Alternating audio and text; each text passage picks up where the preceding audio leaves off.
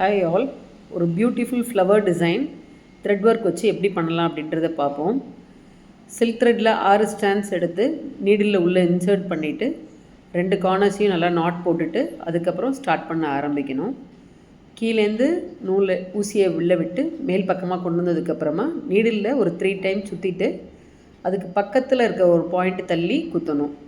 இதே மாதிரி outer and inner ஃபுல்லாக எல்லாமே கம்ப்ளீட் பண்ணால் ஒரு எம்போஸ்டான உங்களுக்கு ஒரு ஃப்ளவர் ஒன்று கிடைக்கும். இது பேர் ஃப்ரெஞ்ச் நாட். இந்த ஃப்ரெஞ்ச் நாட் நீங்கள் ஃபில்லிங்காக யூஸ் பண்ணலாம். இல்லை உங்களுக்கு டாட்டாக அங்கங்கே வைக்கும்போது கொஞ்சம் ஹைலைட்டடாக தெரியணும் அப்படின்னா அதை யூஸ் பண்ணலாம். ரொம்ப அட்ராக்டிவான ஒரு அழகான ஒரு டிசைன். இதை ட்ரை பண்ணி பாருங்கள் எல்லோரும்.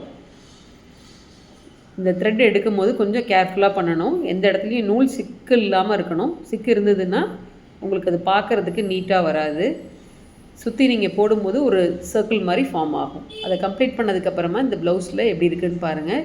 இதில் இருக்க கொடி டிசைன் ஃபுல்லாக கர்தானா வச்சு ஒர்க் பண்ணியிருக்கோம். அப்புறம் குட்டி குட்டி பேர்ல் பீட்ஸ் வச்சுருக்கோம்.